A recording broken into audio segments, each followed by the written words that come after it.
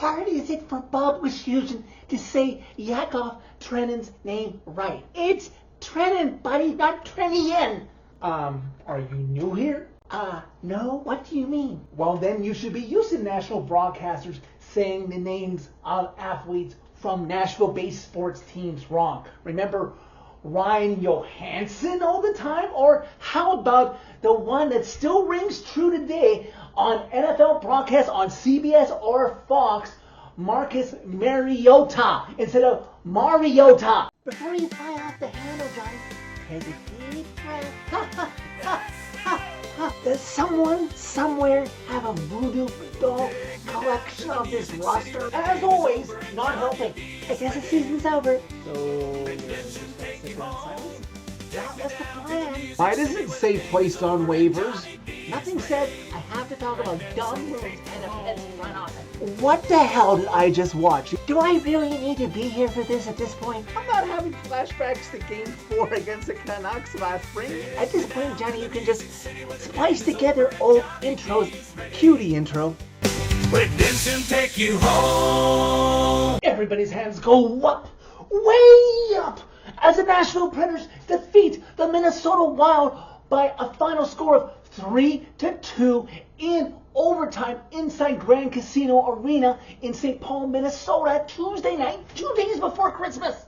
With 30 saves by UC Saros, 2 power play goals on the road, no less, and a walk-off winner in overtime by Steven Stamkos, the Preds walk into the Christmas break on their first 3-game winning streak of the season. Steven Stamkos playing in his 1200th NHL game, and who knew it would be a magical one with Steven Stamkos putting the capper on it, but we'll get to that as the Preds return to the scene of the crime, playing against the Wild in St. Paul, Minnesota for the first time since losing controversially back on November 4th when Marcus Johansson scored the game-winning goal in overtime that shouldn't have counted because the play stopped, if you remember, with the net coming off. ESPN Plus had the broadcast rights to this game, and they were sure to bring up the fact that, it was a good goal and there should be no controversy about it.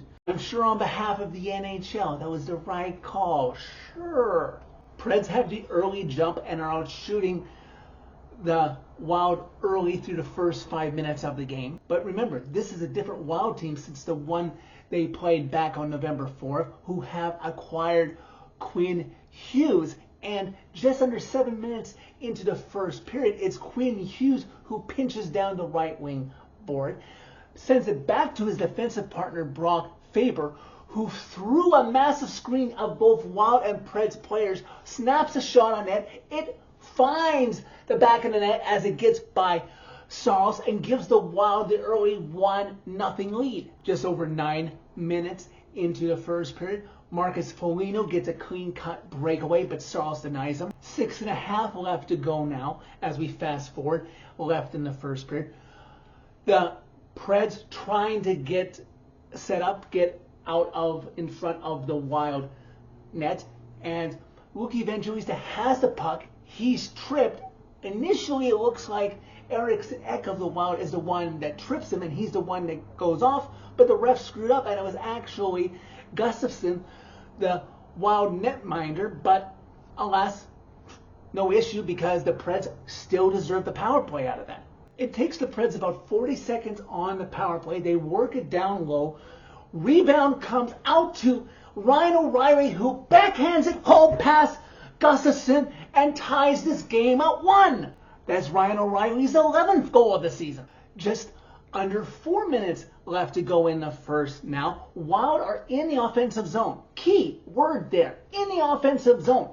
Bad penalty to take here by Vladimir Tarasenko. He trips down Reed Schaefer, sending the Preds to the power play yet again. Solid zone entry by the Preds. They set up Ryan O'Reilly to the right hash mark, sends it out to Roman Josi between the face-off dots, and he waits and skates into his shot and snaps it on net past Gustafson, the Preds have their second power play goal of the game, and it's only the first period on the road and have their first lead of the game up 2-1. Preds, it's early, but you have my attention against the third best team in the league.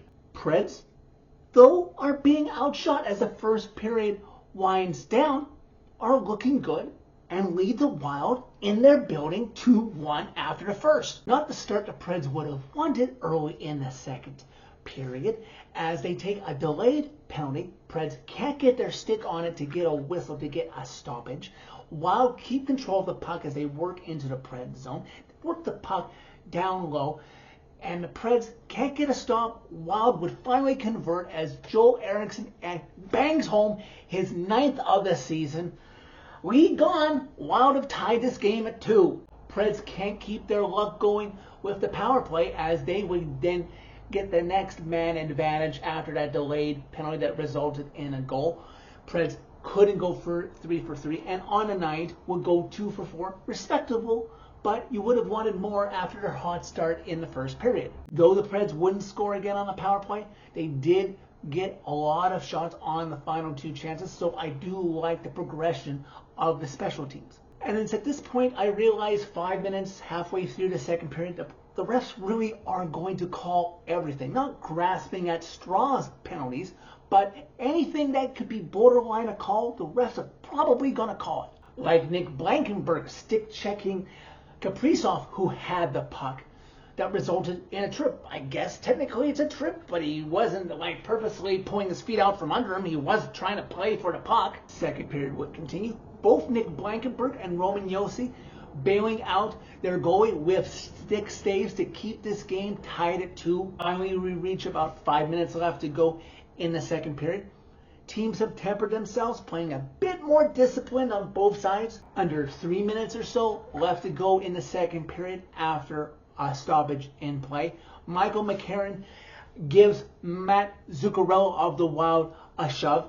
Zuccarello takes exception, retaliates by slashing McCarron on his shins. The refs looked like they were going to give a minor. I wasn't quite sure to who, but instead cooler heads prevail and both teams just get a penalty, so we play 4-on-4. While 4-on-4, Joel Eriksson gets not 1 but 2 chances on a clean-cut breakaway, but Stahl stomps them both times. Under 2 minutes left to go in the second period, Jared Spurgeon would also head off to the penalty box, setting the Preds up with not just a 4-on-3 power play chance with much more open ice, but also a 5-on-4 opportunity once Michael McCarron and Matt Zuccarello had served their penalties. Like I alluded to, Preds wouldn't convert on the power play again in this game, and the clock winds down in the second period, tied at 2 after 2 periods. Wild will kill off the remainder of the penalty as we return to 5-on-5 early in the third period. With Tyson Jost in a penalty box, Preds have a beautiful chance. Short-handed Ryan O'Reilly sends in a pinching Nick Blankenberg, but he can't beat Gustafson, who makes the save. Preds would kill off this short-handed chance with the better of the chances, with the Wild getting no shots on net. Pace is picking up now as we reach the halfway point in the third period. Preds leading in the forecheck department. Is one of these two teams ready to finish this off in regulation and score a big clutch goal, or are we destined for overtime for the first time in nearly 2 months since these two squared off in St. Paul? Under 5 minutes left to go in regulation. Yep, we're doing this. These two teams want to test my pain threshold as seconds are ticking by and minutes are ticking by, edging closer and closer to that fourth period. The rookie Matthew Wood gets a clean chance with 4 1/4 left, but Gustafson stops him too. Under 2 minutes left to go in regulation, the refs have their eyes on UC Charles making a save and appear to miss Ryan Hartman being high-sticked. He's not happy. The Wild faithful aren't happy, but as we know, hopefully things have a way of squaring themselves out, because the refs can't have the eyes on everyone all the time. Eventually, slowly but surely, our hearts are about to start racing because the final seconds of regulation tick down, the horn sounds, and we're off to overtime once again. Each team would have a scoring chance about 40 seconds into the fourth period, but it wouldn't take long after that to conclude this game, and its conclusion would certainly not be a controversial one either this go around. Eric Holla would skate down the left wing board after taking a pass from Nick Blankenberg, and as he crosses the Wild blue line, would see Steven Stamkos running towards the Wild back door. And honestly, I didn't see it in a moment. The two Wild players who royally screwed up that led to this winning goal. I had to rewatch on the NHL.com goal visualizer. It's Quinn Hughes who's supposed to have Eric Holla, as Eric Holla sends the perfect, it's so beautiful, the perfect pass over to Steven Stamkos, and in rushes Steven Stamkos. He beats out Marcus Johansson. Yes, Marcus Johansson, the man who scored the goal on November 4th in overtime against the Preds as a member of the Wild. The goal that should not have counted. Well, you know what?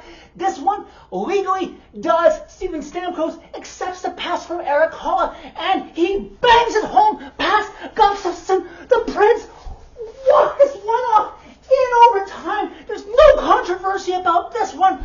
Preds win in St. Paul, sending this team into the Christmas break on their first 3-game winning streak of the season by beating the Wild 3-2. And let me not forget, before I go into the wrap-up of this Preds fan reaction video, Steven Stamkos' walk-off overtime winner is his 15th of the season, his 597th goal of his career. In his 1200th game, he is 3 away from 600. This team has been on one hell of a run since American Thanksgiving. Not only it being their first 3-game win streak of the season, they have now won 10 of their last 14 games. They're beating teams they most certainly should, playing competitive, perhaps losing against upper echelon teams, including the Wild, where I would have been totally content if they had lost an overtime or a shootout. But no, they did not want to disappoint any of us and made sure to get the W. With this game tonight, the Preds just beat,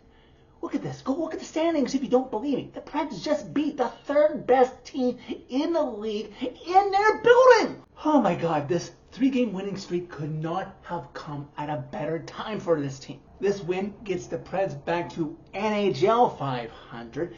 They're 3 points back of the final wild card spot with 2 games in hand. Now they get to go home to Smashville for 4 days, enjoy the Christmas break with their families before heading out on a 6-game road trip that will take them through the new year. Some real team bonding time away from family to see what this team is made of, and if they have the muster and the might to maybe surprise more of us in 2026. Let's keep this train rolling into the new year, baby. So that's it for this video. Thank you very much for watching. As always, click like if you like this video. Click subscribe if you really like it. You can find my social media and interact with me during every Preds game by clicking on the channel name.